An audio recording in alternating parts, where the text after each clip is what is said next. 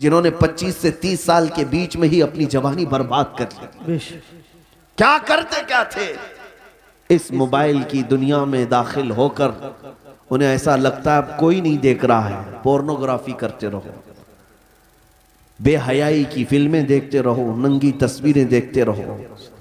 मेरे अजीजों, मैंने एक डेटा निकाला था लॉकडाउन के मौके पर, उसमें जो इंटरनेट में सर्च करने का जो डेटा आता है कि किस चीज को कितनी बार सर्च किया गया है, तो पता है आपको, हैरत होगी, एक रिपोर्ट आई है इस लॉकडाउन के बीच में 95% अगर नेट में कोई चीज सर्च हुई है तो पोर्नोग्राफी, गंदी तस्वीरें और नंगी तस्वीरें देखने के लिए सबसे ज्यादा सर्च किया गया है।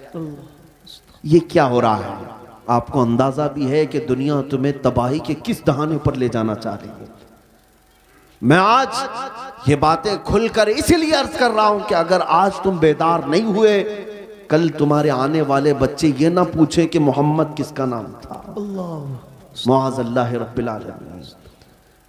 कुरान क्या चीज है? क्योंकि मैंने ये जिद्दा में, अरब में, सऊदी अरब में एक शेख को कहते हुए सुना, अरबों ने अपने बच्चे ऑस्ट्रेलिया में, अमेरिका में पढ़ने के लिए बचपन में ही डाल दिए थे, और जब बच्चे वो जवान होकर के आए तो अपने बाप से इस बात पर लड़ने लगे कि अल्लाह एक ही क्यों है। ये कहां की बात कर रहा है? अरब की बात कर रहा हूं। आज यहाँ के भी हालात कोई दिगर नहीं है। तुमने भी बच्चे पैदा होते बोलते ही दूसरों की झोली में डाल दिया। तुम ये चाहते हो कि मेरा बच्चा फर फर अंग्रेजी बोलने लगे तो बहुत बड़े कमाल का बच्चा है, बहुत पहुंचा हुआ बच्चा है। तुम्हें पता ही नहीं कि दुनिया अपने कदमों में गुलाम बनाने के लिए सारे हथियार लाकर रख चुकी है, लेकिन फिर भी मैं अपनी इस किश्ते वीरान से मायूस नहीं। इस दुनिया ने जो करना था सब कर लिया है। आपको पता है हर स्कूल में, एजुकेशन में सिलेबस बदल करके क्या क्या चीजें जहर के तौर पर डाली जा रही हैं, क्या क्या चीजें डाली जा रही हैं। मुसलमान बच्चों के ईमान कब के तबाह हो जाए। एक स्कूल के एक किताब मेरे पास लाई गई थी, काफी साल हो गए, जिसमें चौथी या पांचवी की या तीसरी की, उसमें इंग्लिश में एक पोयम थी जिसका मतलब ये होता था कि खुदा कभी कभार उतरता है, इंग्लिश में गॉड उतरता है और बीच पर नाचने वालियों को गौर से देखता है, कभी वाइन पीता है, नाउज़ बिल्लाहि मिन ज़ालिक। ये बचपन के उन दिमागों में अगर ये चीज जाए। मैं किताब तलाश करता रहा, मुझे नहीं मिली। किसी साहब ने कहा था कि कोई टीचर ये पढ़ा रही थी स्कूल में। अगर यही सारे मामलात रहे तो मेरे आका की वो हदीस भी सादिक आती, कुल्लु मौलूदिन यूलदु अलल फितरा व अबवाहु युहव्विदानिही औ युमज्जिसानिही औ युनस्सिरानिही। हर पैदा होने वाला बच्चा इस्लाम की फितरत में पैदा होता है, लेकिन उसके माँ बाप उसे यहूदी बना देते हैं, ईसाई बना देते हैं, या आग का पुजारी बना देते हैं। आज यही तो हालात है। तुम्हारे घर का बच्चा तो ईमान पर पैदा हुआ था, लेकिन तुमने किसी और की गोद में डालकर कब के उसे काफिर बना दिया। और नबी पाक सल्लल्लाहु तआला अलैहि वसल्लम ने यह भी फरमाया, क़यामत के करीब एक जमाना ऐसा आएगा तुम पर, सुबह तुम मोमिन रहोगे, शाम में काफिर हो जाओगे।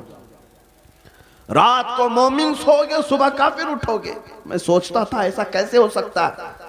मेरे अजीजों, दुनिया ने इतने हथियार भी तुम्हारे पास रख दिए हैं, तुम्हें खबर भी नहीं होती। तुम गाने सुनते सुनते सो रहे होते हो, कई कुफरिया कलमात उसमें आते हैं। रात को तो ईमान वाले थे, सुबह सुन करके काफिर हो चुके। ये दुनिया जिसको तुम देख रहे हो, आला हजरत ने क्या खूब कहा, शहद दिखाए जहर पिलाए, कातिल डाइन शोहर कुश, इस मुर्दार पे क्या ललचाए, दुनिया देखी भाली है। ऐ नौजवानों, याद रखना एक वक्त आएगा जब हम सबको इस दुनिया को तर्क करके जाना है। इस बात का यकीन रखो कि हमारी सांसें रुकने वाली है, एक दिन हमें बांध करके ले जाया जाएगा। आज तुम मस्जिद में बुलाने के बावजूद नहीं आते, कल तुम्हारा कफन बांध कर, रस्सियां बांध कर इमाम के सामने लाकर रख दिया जाएगा। जिंदगी भर नहीं पड़ता था, लेकिन अब इमाम तुम पर पड़ेगा। और फिर जाओगे, किस सफर पे जाओगे बताओ, कहां जाओगे? कोई ऐसी जगह तुमने ढूंढ रखी है तो मैं तुमसे फिर बात नहीं करूंगा कि मरने के बाद मैंने एक सेफ जगह देखी है, है तुम्हारे पास?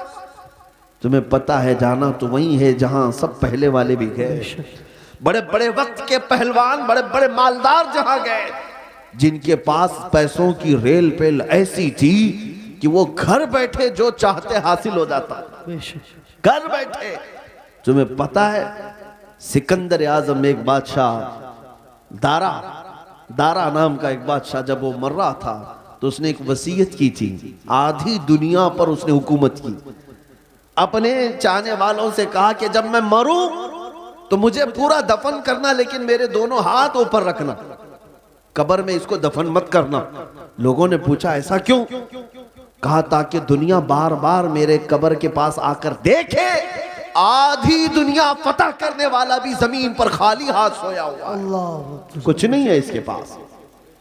हमारे कफन भी जो बांधे जाते हैं ना, एक जेब भी नहीं रखी जाती, रखी जाती है ना। हम अपनी मैयतों के सिराने एक सिक्का रखते हैं ना एक नोट रखते हैं। तुम्हें पता है हम उस दुनिया के सफर पर जा रहे हैं जहां पैसा काम नहीं आएगा, जहां दौलत काम नहीं आएगी, न फरिश्ते रिश्वत लेंगे, न बारगाहे इलाही में किसी और तरीके की कोई गुंजाइश तुम्हारे लिए निकल जाएगी दुनियावी एतबार से।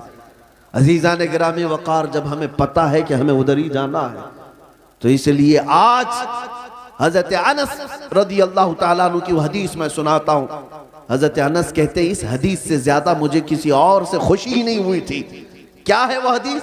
नबी पाक सल्लल्लाहु ताला अलैहि वसल्लम ने इरशाद फरमाया, अल मर्उ मअ मन अहब, इंसान क़यामत के दिन उसी के साथ होगा जिससे दुनिया में मोहब्बत करता था। बेशक बेशक। हजरत अनस से पूछा गया इस हदीस से आपको इतनी खुशी क्यों है? हजरत अनस कहते हैं इसलिए कि मैं रसूलुल्लाह से मोहब्बत, सुभान अल्लाह, इसलिए कि मैं अबू बकर व उमर से मोहब्बत करता हूँ। मेरा यकीन है कल क़यामत के दिन इन्हीं के साथ रहूं। नारे तकबीर, आज नारे रिसालत। आज है नौजवानों, अगर तुम किसी और के फैन हो, किसी और के पैरोकार हो, किसी और के मुत्तबे हो, तो तुम्हारे लिए तुम्हारी जिंदगी मुबारक। तुम जिसके पीछे चलना चाहो, एक बात याद रखना, क़यामत के दिन उसी के साथ उठाए जाओगे, उसी के साथ उठाए जाओगे, और जहां तुम्हारा वो आका जा रहा होगा वहीं तुम्हें भी ले जाएगा। लेकिन अल्हम्दुलिल्लाह मुझे इस बात पर फख्र है। मैं अक्सर नौजवानों से कहता हूं कि एक काम करते हैं, तुम बार बार हमारे समझाने से आते नहीं, कभी तुम अखलाक़ रसूल को हल्के में ले लेते हो, सुन्नतों को हल्के में ले लेते हो, इस्लामी जिंदगी को ऐब समझने लग जाते हो। उन नौजवानों से मैं कहता हूं चलो ठीक है, मैं और तुम मिलकर एक काम करते हैं, मैं और तुम मिलकर एक काम करते हैं। तुम जिस फिल्मी एक्टर को या किसी हीरो को बहुत ज्यादा पसंद करते हो, उसे एक चिट्ठी लिख देना, उसे एक लेटर लिख देना कि मेरी जिंदगी खत्म हो जाएगी, मैं मर जाऊंगा, मुझे मेरे लोग कब्र में ले जाकर दफन करेंगे, तो आप जरा मुनकर नकीर से बचाने के लिए मेरे पास आ जाना। लिखोगे? नहीं। उससे लिख करके जाना और कहना सुबह शाम मैं तुम्हारी तरह से पहनता था, चलता था, खाता था, सब मैं तुम्हारी नकल करता था, जिंदगी भर मैं तुम्हारा फैन था, अब जा रहा हूं तो मदद के लिए कब्र में आ जाना। एक नौजवान से मैंने कहा तो हंसने लगा, कहा कि हज़रत ऐसी बात, क्या वो आ सकेंगे हमारी कब्र में? कहा तुझे नहीं मालूम, जब तुझे इतना मालूम है कि वो न आएगा न मदद करेगा, लेकिन मैं अपनी बात जरूर कहूंगा। तुझे मैंने चिट्ठी लिखने के लिए उसको कहा, मैं अपने नबी पाक को लिख कर जाता हूं, सुभान या रसूल अल्लाह, मैं आपकी हर अदा पर अमल करने की कोशिश करता था, आपकी तरह खाने की कोशिश करता रहा, सुन्नतों पर अमल की कोशिश करता रहा। अब मैं जब दुनिया से जा रहा हूं तो ए रसूल मुख्तार सल्लल्लाहु ताला अलैहि वसल्लम आप तशरीफ ले आना। ऐ नौजवानों मुझे बताओ, क्या नबी पाक को अगर कोई दुनिया में ये बोल कर जाए तो अल्लाह के नबी कब्र में आएंगे कि नहीं आएंगे? बेशक। बल्कि हुजूर ताजुश शरिया ने लिख भी दिया, ये तो मैं मिसाल दे रहा था आपको। हुजूर ताजुश शरिया ने लिख भी दिया और अपने नबी से ये कह करके भी गए, या रसूल अल्लाह मैं मरूं तो मेरे आका, ये मलाइका से कहना, मैं मरूं तो मेरे आका, ये मलाइका से कहना, इसे कोई मत जगाना, अभी आंख लग गई। सुबह नारे तकबीर, नारे रिसालत, मसलके आला हजरत, बस्ती बस्ती करिया करिया, बस्ती बस्ती करिया करिया।